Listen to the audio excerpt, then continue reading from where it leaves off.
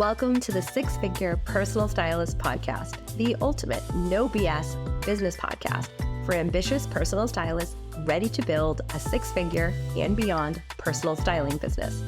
You won't hear the typical snooze fest business advice that most personal stylists get told all of the time. Nope, instead I'll be sharing business building strategies that will help you create a killer personal brand, a cult following of loyal personal styling clients, and make a ton of cash while creating lasting style transformations for your clients. I'm Nicole Achi, your host and a former personal stylist of 14 years who built a lucrative styling business in 3 major cities, but only after spending years trying to crack the six-figure styling business code without burning out. And now I'm here to tell you how to do exactly the same. Let's get into it. Welcome back to the podcast. Today, we're going to talk about something that I think will help a lot of us understand why your business may not be growing as fast as you want, or if you're feeling a little bit like, okay, we're into March of the new year and you've lost your focus, or it's been really busy and you're trying to figure out what to do next to move your business to the next level. This conversation about the stages of building a personal styling business, I think will be super, super helpful. When we're trying to solve problems that aren't relevant to our current stage of business, it makes the whole experience of running a business so much harder, and it can make us doubt ourselves. And I've seen this at all levels, and I felt this at all levels. I felt that in this business. And so I want to talk about the phases that I came up with from both being a stylist for many years and from working with so many stylists at different levels, and what I think of as the quote unquote problem that I want you to have at every level. Because business never comes without a problem, but sometimes we forget that the problem we have today is the problem we wished for yesterday. And so this will help you feel better because that's the way we play the game. There's no getting out of it, but knowing the appropriate quote problem to be solving at each level will make a huge difference in just how you go about maintaining your energy, and just also not comparing yourself falsely to other people, because you don't know how many years of business someone's been in. And also, just because you're in business for a certain amount of time doesn't mean that you're at a different level. And that's really important, why we can't compare ourselves to other people. For example, if we're focusing on advanced marketing strategies, but we haven't mastered the basics of working with a client one-to-one, or we're trying to scale before we have found the service and the marketing strategies that get us to consistent income months, we're going to feel scattered and wonder why we're burnt out, but we're not getting to the next level. If we're kind of bored in our business because we've been doing it for a while and we're at consistent income months, but we're kind of not sure if what our next thing is. Do we get help? Do we hire a team? Do we change our business altogether? We're going to feel very fearful about what our next step is. And so understanding that at each level, you're going to face different things, and it's totally normal, is going to help you move out of it more quickly, but also be more creative. And as we go through these phases, like I said, I want to remind you that years in business and skill as a stylist is not the same as business phase or business level. Okay, these are the stages of building a business. You can come with a ton of styling skills. You can come with none. You can come with past prior experience to a business or not.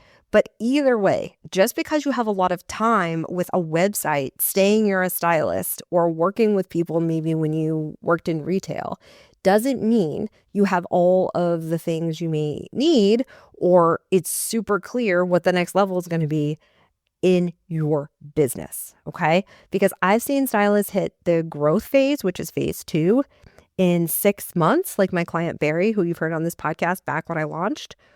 Well, I've heard and worked with many, many more who have stayed in phase 2, this same phase, for years.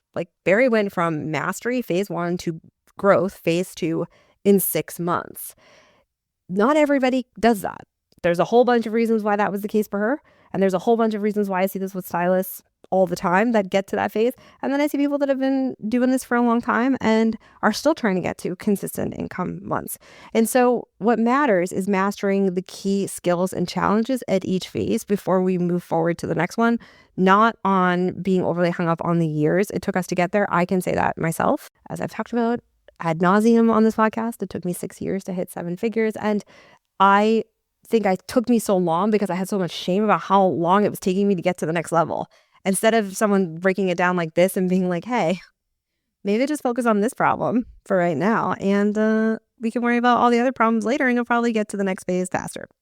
So let's dive into what these stages look like. And most importantly, what you should be focusing on in each one.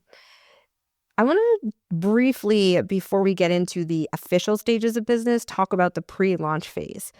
And this isn't a phase I talk about often on this podcast because I have launched this business speaking to established personal stylists. I will be speaking to more groups of people in the coming years. But for right now, I just want to speak to this because I have helped lots of folks before I opened the styling consultancy start their business from scratch in many other businesses that train stylists. So I have a lot of experience with this. I just think that established stylists are the most neglected group. So I came out the gate with that group. But the pre-launch period is before we're in a business officially. So let's kind of think about this as like you're not officially a stylist to the public, right? You don't have a website yet. Maybe you have another job. You aren't sure that you want to make this like your profession, quote unquote. But you do like style. It's been on your mind. You're considerate. I want to tell you what I want you to focus on in that phase before you start putting time and money into a business.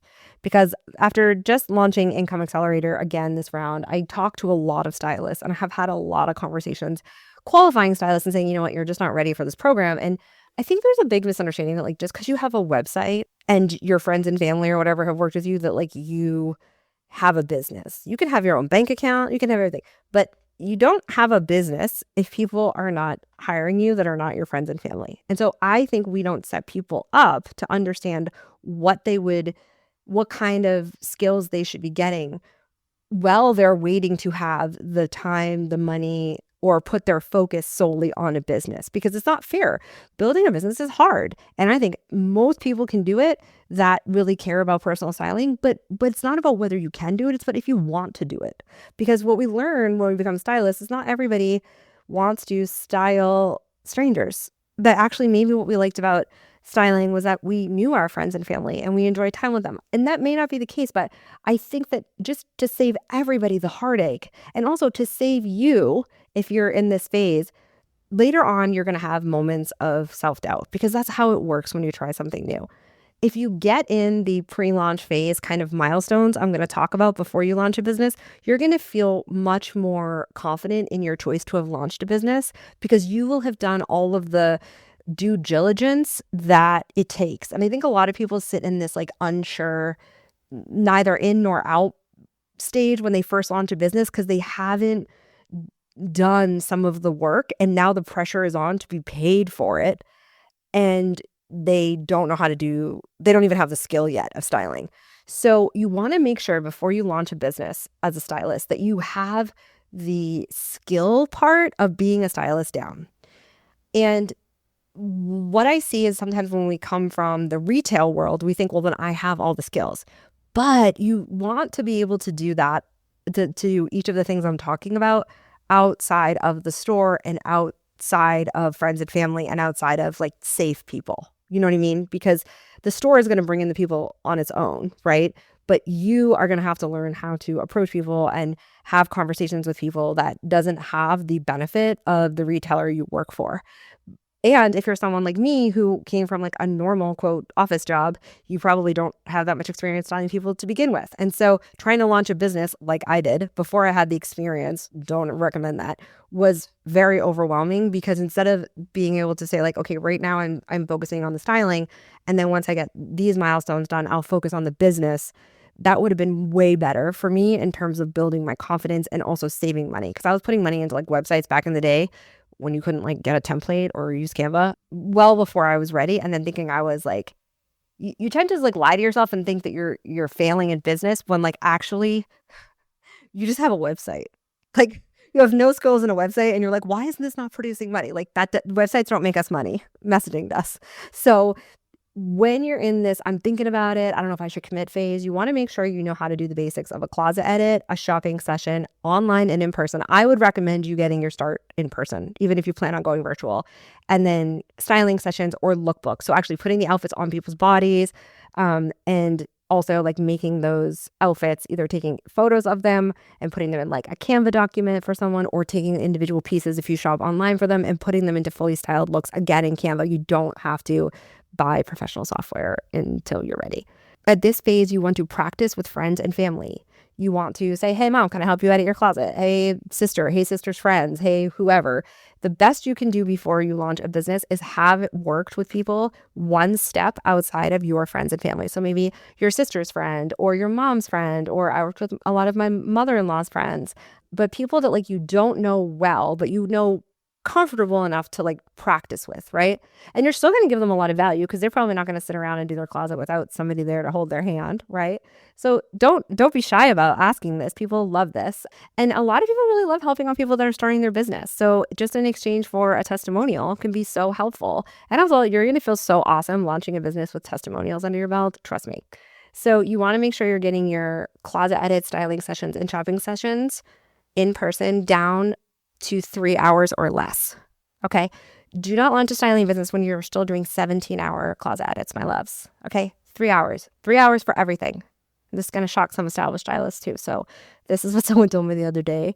They were like, if you just told people your like rule about snacks and like blood sugar in business, people would pay you money just for that. So my thing is, you don't want to work with a client for long enough in person or online that their blood sugar could drastically dip in the time that you are with them, because it's going to deeply impact their ability to make decisions. And my first coach and the person who taught me how to be a stylist, she taught me this and always taught to have snacks on hand and protein on hand. Like seriously, this woman was a genius. And I have lived and died by that I even live and die by it now. I live and die by it with my 3-year-old. I live and die by it in like all situations, because if people start to get hungry and need to make decisions, they will start to tap out and they will wrongly associate your styling service with that negative experience. So always have protein. Number one, protein bars, protein shakes, as much protein as possible, especially in person, especially when shopping and in closet edits. And also make sure you tell people to eat before your sessions. This is going to sound crazy, but the amount of prep I have stylists do for their sessions shocks people. And people get such a good experience out of it. People want to be told what to do to make the most out of their investment. And that's what this is. So you need to make sure that you're fueling your body, which is a whole other course I feel like we should have, which is just like how to prepare yourself physically as a stylist, especially if you're in person. And getting in the reps of closet edits, shopping in person, shopping online, because that's going to take you a long time behind the scenes. So expect that, right? Building up an arsenal of retailers that you want to pull from over and over again, having those links available to you, building up your own assets in your business in terms of like whatever is going to make you or shopping and your styling faster. Maybe you have bookmarked all the retailers that have different types of styling, adjectives, or like, boho style or, classic style. Maybe it's by price range, whatever that looks like. Get those things honed in while you are in this pre-launching of a business phase, okay? Get your sessions down to under 3 hours and really here, just try to get as much experience with as many people in your friend group and outside of it, in your family group and outside of it as possible before we move into working with strangers. So then we're getting to the official phase 1 of mastery. And the mastery phase begins when you've made the leap to professional styling. So your main focus here is on gaining real world experience with clients outside of your immediate circle. This is when I'm like, you want to do this, get that website going, open that Instagram account, all of that. And this is critical because it's in this phase that you need to learn how to read strangers' body language and reactions to your picks so that you can learn how to manage your own emotions around clients. You need to develop your ability to notice what makes people get stuck at certain parts of the process. Notice how people react when you say that you're going to take their clothes away after an edit, or notice how people feel about going over in terms of how much they budgeted for their shopping sessions.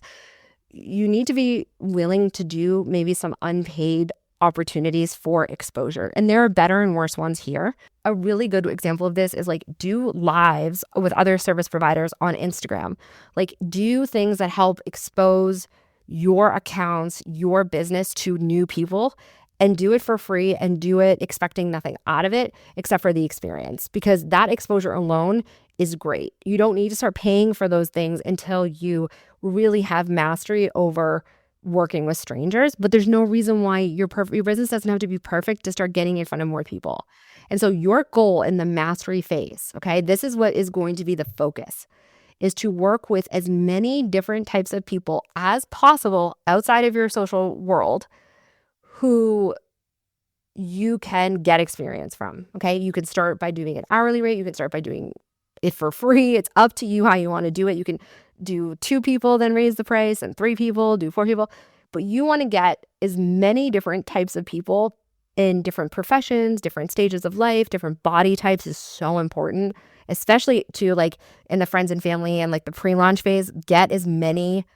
Try to shop with as many people with different body types in your friends and family as possible. That's going to help you a lot, so that when you get to the mastery phase, you have some things to draw on, because a lot of stylists get stuck in the mastery phase where they're trying to build the business. They're trying to figure out how to do social media, but they don't even know what stores to go to for clients that have different types of body shapes that aren't theirs.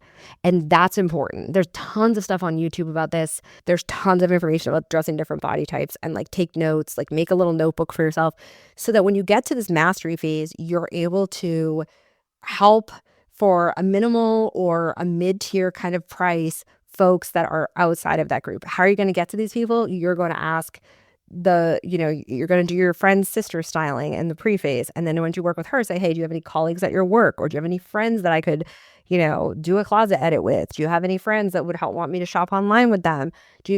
Ask everyone in your network. Send out an email to your whole family and say, like, I'm ready to like officially do this. Please give names and have them pass along your social media.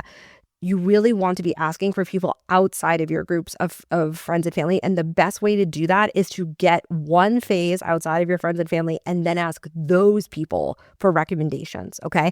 Even if you got to do it for free in mastery phase, that's fine, because we're trying to master the business and working with a stranger. This is where we're getting into the business. And we're also trying to, just like get a website up and open our own bank account for your business. You need a bank account for your business, okay? Just to be clear, do not let people Venmo you.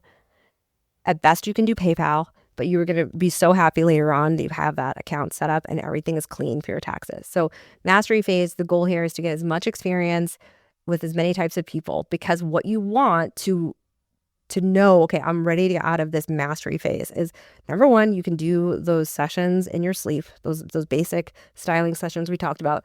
And from the depth of experience you have with different types of people, that who the group is that you are most excited to work with and who you really want to hone in on, or what style problem you want to hone in on. It doesn't necessarily have to be a niche. Isn't just a group of people. It can be a specific problem. Maybe it's people post-divorce, and you're fine with working with men and women, or just notice what all the different things are that make you like a client. I've had people say, like, what I like about the clients that I've worked with after mastery phase is like the way that they approach the process. Like, and that just, sometimes that's not in a niche. Sometimes that's just like your clients weren't jerks. But like maybe they really wanted to be artistic with their style, but like you can't quite say they didn't all have the same kind of job. That's okay. But you want to know if you could have one conversation about style and you could solve one problem and you could do it for a specific group of people. Well, who would it be? When you have enough experience to confidently do all the aspects of a styling experience, which is the edit, the shop, and the styling, and you know who you're ready to talk to long term, you're ready for phase 2, which is growth. Now, in phase 1, in mastery, you may probably still want to have another job, or maybe you are slowly ramping up to being paid. So it may not be that this is a full-time job here, okay? Because especially if you have no business experience and you have to get a website up and do all this stuff, it can be hard unless you're coming in with a significant budget. So if you're coming in with a significant budget because you're leaving a 6-figure job and you can hire people to do it, amazing. I love that. That's great. But I just want to be clear. Don't expect to have a full-time job, 2 kids, no budget, do your website by yourself, and then get to growth phase in like a minute, because that's crazy. Focus on getting as much experience as possible, even if it means a website later. You don't need a website until you have real serious pricing and stuff. Again, I didn't have a website for the entire 1.5 years of the styling consultancy and made 6 figures. So you do not need a website, but make sure that, you're at least able to say, here's what I really think is important in styling in terms of the things I am most lit up by before you get to phase 2, which is the growth phase. And this is where the majority of the stylists I advertise to are, and where you can be stuck in for years or months. It really just depends. And I was here for years, full disclosure. And this is when you're working with paid clients regularly, but your income feels like a roller coaster, right? In phase 1, maybe you have income, maybe you don't, and certainly will feel like a roller coaster while you're trying to get those skill sets. But here you already have the experience. You know who you want to talk to. You know what you care about as a stylist. You're well beyond the friends and family phase. And what you really need to think about here is creating stability, developing clear messaging that resonates with your ideal client, building packages now that we already know how to do the basics that align with your target market's needs and their shopping budget, because all of that's kind of relative, and refining your marketing to consistently attract the right clients.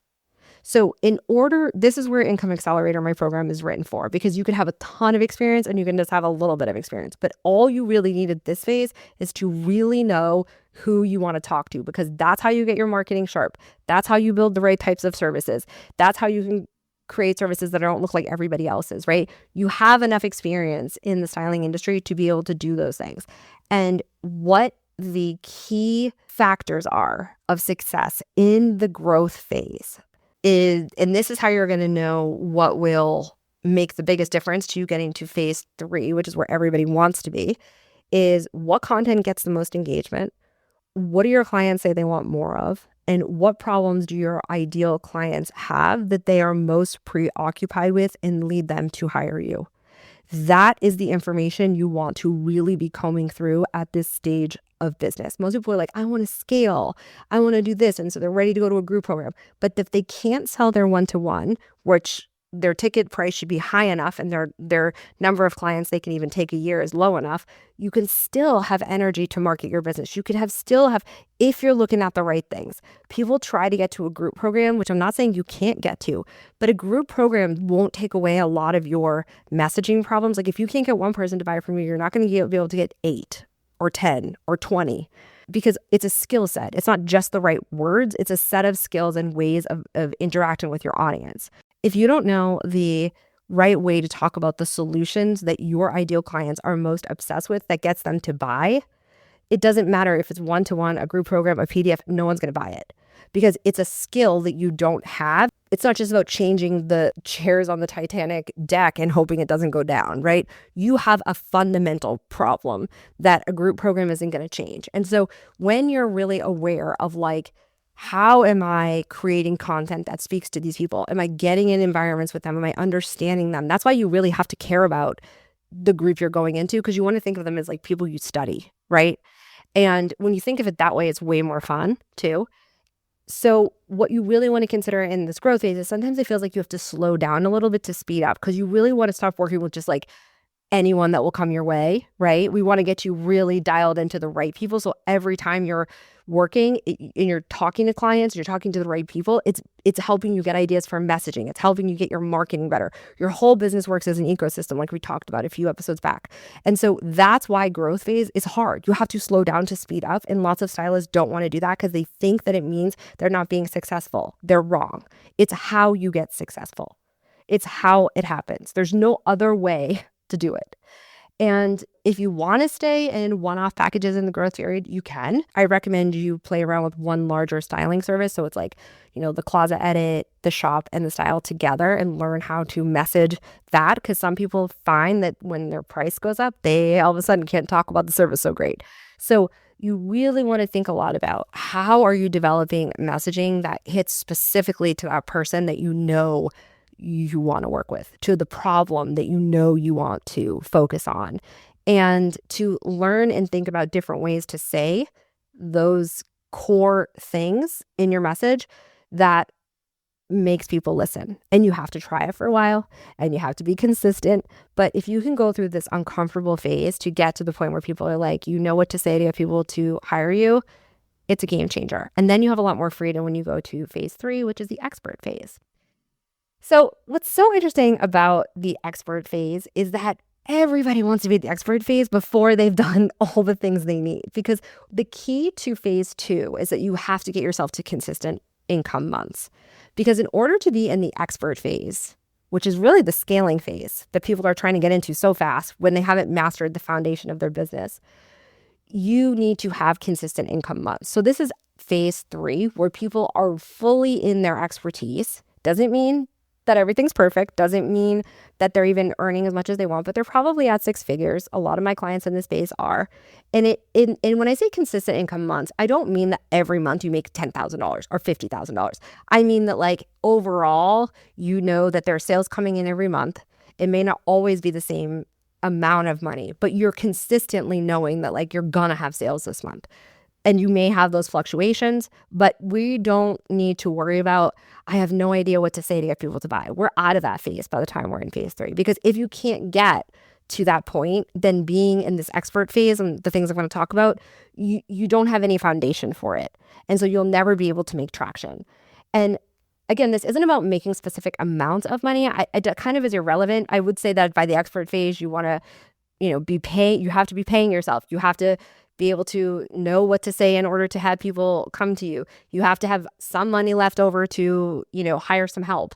You want to be in a good phase. I think $100,000 is a pretty low a number to be in the expert phase, because there's taxes, there's all the other things that, if you make $100,000, you're not taking that home. You're usually taking home like maybe 60, depending on what your expenses are. So I would like you to be at 120, 125 or above. That's me when I talk to my clients, but you kind of want to be in that phase. This is the only phase that I think a number matters, because you have to pay yourself and you have to have some left over to get to where you want to go. So in this phase 3, you're focusing on building your legacy, really developing your thought leadership, like really, really. You've already started to notice what people resonate with that you care about. So now you're learning how to say these things in even better, more magnetic ways. You're thinking about creating additional revenue streams. That's at scaling. And you're potentially building a team or bringing in junior stylists. Maybe the team is administrative, doesn't matter. And you're really fine-tuning your messaging and your branding. Like, this is when I'm like, yes, go all in, spend a ton of money on your branding, like do an amazing high-end website, because like you have all of that foundation to know your investment's going to be right. You hire a copy editor or copywriter, they're going to know exactly how to like talk to these people, because you're able to tell them exactly who these people are. So the key difference in this phase is your expertise and your messaging make you money beyond just styling sales, one-to-one styling. So this could include multiple group programs. It could include speaking engagements, writing books, consulting within or outside of the industry, creating signature methodologies that you are trademarking, and making sure you have your intellectual property all handled. This is what I'm working with a lot of higher level one-to-one clients on, after they've gotten to the point where they have their signature process down if they have one. They know the kind of angle they're talking about. They're aware of what to say to get people into their one-to-one. They're maybe feeling burnt out with one-to-one because they want to do more of that thought leadership kind of work. Again, it can be a lot of different ways that comes out, but they're ready to take some things off their plate and potentially even build out a styling firm. I have one styling company that's building out multiple, like they're working with like men, they're doing photo shoots for families, they have like all different, so they're building a whole team, which means you have to train them, which means you have to have the training manuals and helping them figure that stuff out. Like there's many levels to this, and this is where you think like, okay, at this phase you have consistent income, you can think about, what do I want my legacy to be? That's very hard to do when you're also trying to get people to listen to you, and you don't know what your legacy can be as a stylist, because if you don't know how to reach people consistently that you can make a difference from, because it's in those conversations that you learn what your greatest ideas are. We tend to think like we do this a lot in isolation,